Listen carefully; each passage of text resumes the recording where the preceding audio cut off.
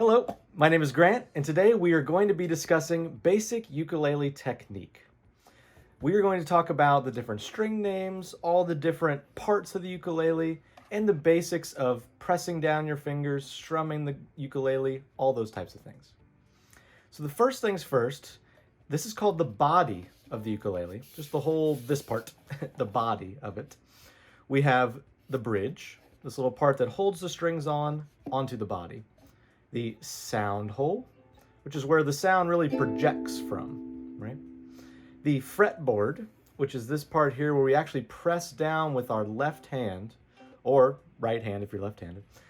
And these are the frets, these little boxes that have the little metal bars on them. We call those frets as well sometimes.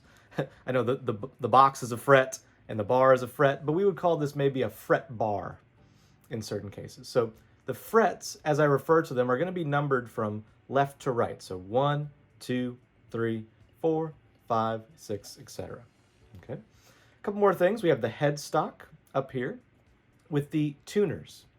These are what make the ukulele change pitch. So we have a certain set pitch for each of these strings, and these tuners up here correspond to a certain string, and that changes the pitch, which we'll get into tuning in a second because that's super important.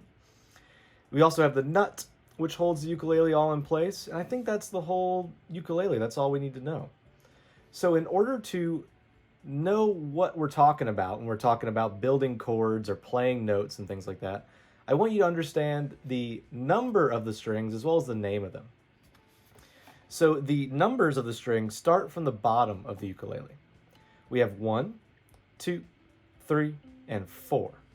Okay, it's never counted from the top. It seems like that would make sense, but it's 1, 2, 3, 4 from the bottom. These are also usually tuned to a certain note, and that's it. There are, of course, some exceptions, but we have it usually tuned to G, C, E, A. Good children eat apples is one of the monikers we can use to remember that. G, C, E, A, good children eat apples. Okay? Now, again, most of the time I'll be saying, we are going to play the 3rd fret of the 1st string with our 3rd finger. So the only other part of that puzzle we need to know is the finger numbers. We don't count the thumb in this explanation, but we number our fingers 1, our pointer finger is 1, middle is 2, ring is 3, pinky is 4. So back to my thought there, if I'm playing the 3rd fret, that's the box 1, 2, 3, on the 1st string, remember the 1st string is the one closest to the floor, so that's going to be this position, and then my 3rd finger, I'm going to be using my ring finger to press down that 3rd fret of the 1st string. And this actually is our 1st chord. I'll go ahead and give that to you. You may learn a little bit more about it in the next lesson. But to strum a chord, what you do in the right hand is you play through all the strings at once. You make it almost sound like that is just one sound. Not a, that's a rake. That's a different technique. We want to go all the way through the strings. And there's a couple different ways for you to play with the right hand. You can use just the thumb, going kind of like thumbs up but on the side. You can also just use the index, and you're using the index kind of on this angle, so the fingernail part of it. This is the traditional Hawaiian technique, so this would be the most correct. I also sometimes use multiple fingers, so that same technique but doing like maybe these 3 together. One more that you can do is you can fake like you have a guitar pick in your hand. I like to do this one sometimes when I want a little bit fuller sound. So I have my fingers together, thumb and index, and then those do the strumming for me. So let's talk about tuning the instrument. Tuning the ukulele is super important. It's something you would want to do every time you sit down at the ukulele. You might not have to do it every single time, but you at least want to check it. So the way to check is to first just play each individual string.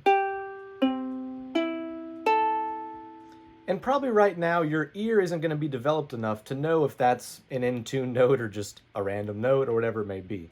So there are lots of great apps out there that help you with tuning.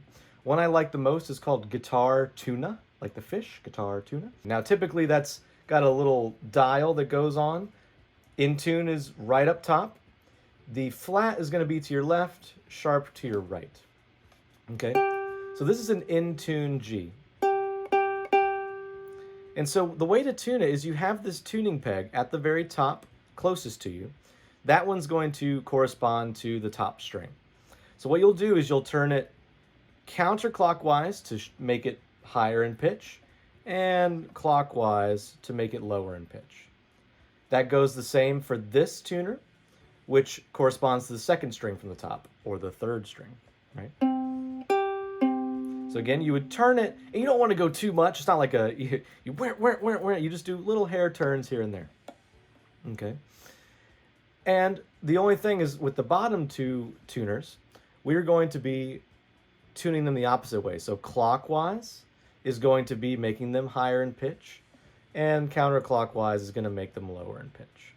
And so again, when you tune, you want to have some sort of way of knowing those notes. So using a tuner at the beginning of your studies is probably a good idea. That's all I have for you today. To learn more about basics of ukulele technique, be sure to hop into a live class, and we'll see you next time.